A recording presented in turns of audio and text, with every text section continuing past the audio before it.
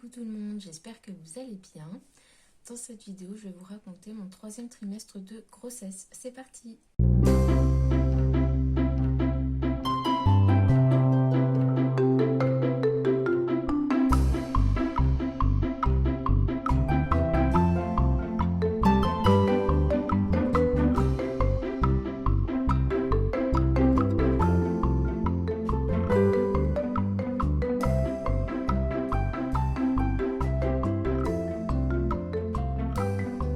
Je vous avoue que j'ai pas du tout préparé la vidéo, donc j'espère que je vais rien oublier et que ça va pas être trop brouillon.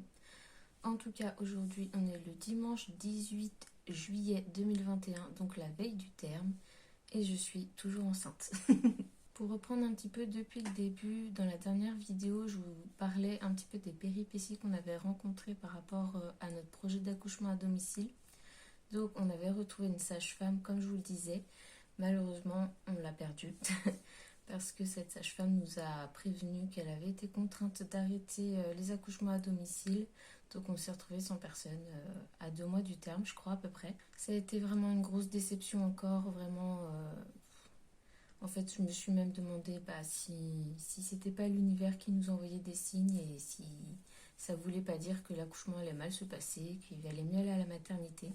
Avec mon chéri, on s'est posé beaucoup de questions du coup par rapport à tout ça.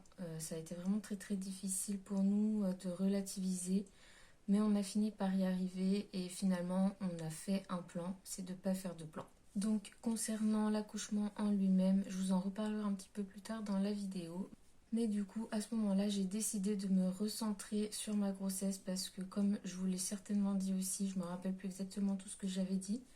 Mais j'ai vraiment eu l'impression que cette grossesse était passée à toute vitesse et que j'étais complètement passée à côté. Donc là, j'avais décidé de me recentrer sur ma grossesse, sur moi, sur nous, sur ce bébé. Parce que voilà, j'ai vraiment eu l'impression que le pauvre, il n'avait pas vraiment sa place, qu'il n'était pas aussi attendu que Marius. Dans notre cœur, oui, mais dans les faits, c'était pas ça. Et dans le ressenti non plus. Du coup, je me suis vraiment recentrée sur tout ça et ça m'a fait énormément de bien. Et finalement, j'ai plus profité ces 2 derniers mois de grossesse que tout le reste de ma grossesse. Tout le reste de ma grossesse, les 7 premiers mois, en fait, je les ai pas vus passer. C'est comme s'ils avaient jamais existé. Alors que ces 2 derniers mois, je les ai vécus à fond. J'ai vraiment profité et ça m'a fait beaucoup de bien. J'étais vraiment en symbiose avec mon bébé et vraiment, je me sens super bien à ce moment-là. Concernant du coup le projet de naissance, comme je vous le disais, avec mon chéri, on a pris la décision d'aller s'inscrire à la maternité pour qu'ils aient un dossier. On a fait un projet de naissance comme on avait fait pour Marius avec quelques trucs différents mais relativement pareil quand même. Enfin, vraiment ça se ressemble pas mal. Le plus gros changement, la plus grosse différence, c'est par rapport au fait qu'après l'accouchement, on a fait la demande de partir dans les 24 heures pour rentrer chez nous pour que Marius puisse évoluer, rencontrer, vivre avec son petit frère, qu'on puisse tous vivre ensemble à 4 en famille directement. Mais à part ça, c'est relativement pareil, toujours accouchement physiologique dans l'eau, sans péridurale, voilà, tout ça, tout ça. Donc ma valise est prête depuis 1 mois à peu près pour la maternité. Et à côté de ça, on a aussi préparé un accouchement à domicile, mais du coup tout seul, sans sage-femme. Donc quand je dis qu'on s'est préparé à ça, c'est-à-dire qu'on s'est renseigné sur tout ce qu'il y avait à faire, les choses à savoir, etc. Et aussi sur le matériel, donc des alaises, des draps, un lien de cordon, bref. Là comme ça, j'ai pas la liste en tête, mais voilà, tout ce qu'il faut pour un accouchement à domicile. Et on a aussi contacté une sage-femme libérale qui viendrait après l'accouchement pour vérifier que tout va bien, aussi bien pour moi que pour le bébé. Mais vraiment, par rapport à l'accouchement, on avisera au moment venu. On ne se donne pas de limites, on ne prévoit rien, parce que voilà, on a vu que prévoir des trucs, ça nous stressait plus qu'autre chose. Finalement, moi, je me suis vraiment mis la pression avec mon projet d'accouchement à domicile avec une sage-femme. Et je pense que c'est en partie pour ça que j'ai pas réussi à profiter pleinement de ma grossesse. Donc là, voilà, on se met pas de pression, on ne prévoit rien et on verra vraiment sur le moment, suivant notre ressenti, aussi bien à moi qu'à mon chéri, parce que pour moi, c'est hyper important que lui comme moi, on soit totalement serein, on soit totalement en accord avec la décision qu'on prendra à ce moment-là et que voilà, il y a une communication entre nous tout simplement. Dans tous les cas, on va commencer le travail à la maison, enfin si tout se passe bien comme prévu entre guillemets. Et en fait, au fur et à mesure, on verra si on a besoin d'aller à la maternité ou pas. Si on en a besoin, c'est-à-dire si on en ressent le besoin, quoi. Soit si on a un petit stress, si à ce moment-là on ressent l'envie ou le besoin d'être entouré, si on a l'impression que quelque chose ne va pas ou si quelque chose ne va pas tout court. Enfin bref, on va prendre vraiment aucun risque par rapport à Lucien, tout simplement. On veut pas le mettre en danger, même s'il n'y a vraiment pas de raison que ça se passe mal. Mais en tout cas, voilà, on va prendre zéro risque et on verra vraiment au moment venu ce qu'on fait, tout simplement. Je suis désolée parce que je pense que ça se voit, je suis vachement fatiguée. Donc la vidéo doit pas être très dynamique et je pense que j'essaye de dynamiser mais j'ai un peu de mal, je suis vraiment fatiguée. Pourtant je dors bien, je dors même beaucoup. La journée aussi je dors, donc voilà, mais je me sens quand même pas mal fatiguée. Bon, après la fin de grossesse c'est toujours plus ou moins fatigante. Et puis Marius me prend pas mal d'énergie aussi. Concernant Marius d'ailleurs par rapport à l'arrivée de Lucien, je pense qu'il comprend à peu près. Nous on essaye vraiment de lui expliquer les choses. Déjà il a plusieurs livres sur la grossesse et tout ça. Et puis on lui explique que Lucien va sortir de mon ventre, qu'après il va être avec nous, etc. Et il a l'air plutôt content, il a l'air pas pressé, mais voilà, il dit à Lucien qu'il sortira bientôt du ventre, voilà. Donc franchement, pour l'instant, il a l'air de super bien vivre la chose et j'ai vraiment hâte de voir sa réaction quand il va le rencontrer. En tout cas, pour l'instant, on est super content de son comportement par rapport à Lucien, par rapport à mon ventre, par rapport à la grossesse, par rapport à ce qu'il dit sur l'accouchement. Enfin, on parle pas d'accouchement proprement parlé, mais voilà, on dit que Lucien va sortir de mon ventre, qu'après il sera avec nous. Et la dernière fois, il m'a dit qu'il voulait que Lucien sorte pour lui faire un bisou sur son nez. Trop mignon. Bon, là, ça fait 2 jours qu'il refait beau. On a vraiment un été pourri cette année. Je sais pas vous, mais alors nous, c'est l'horreur. Donc, on sort quasiment pas.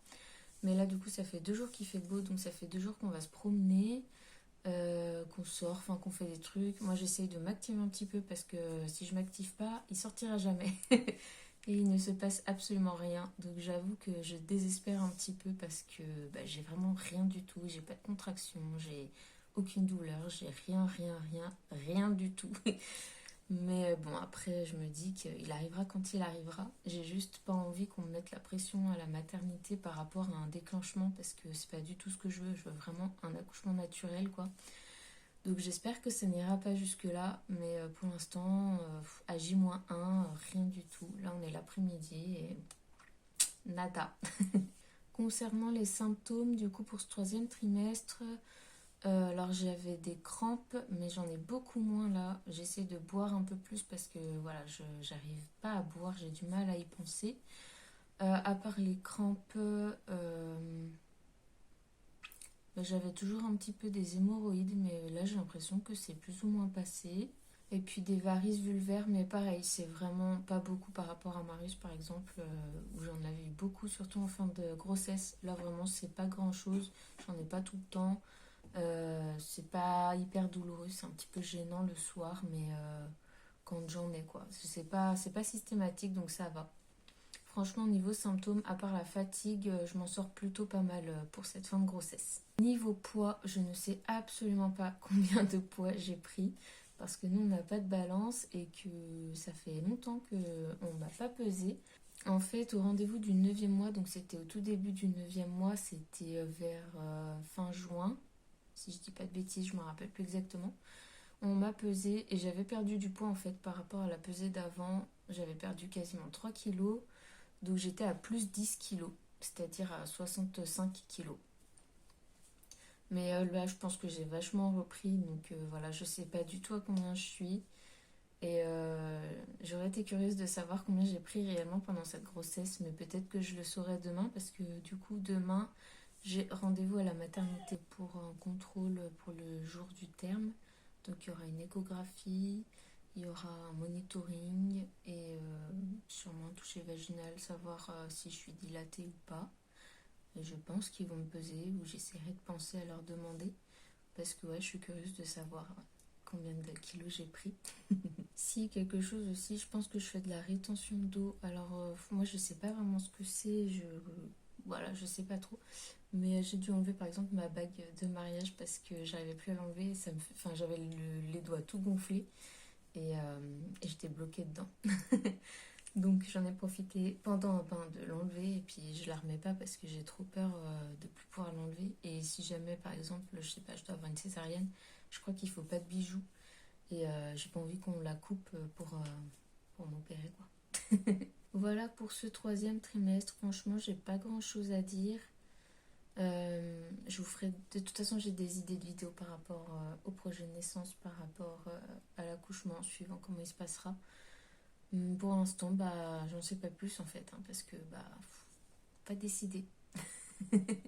Pas décidé du tout de Lucien. Donc j'attends.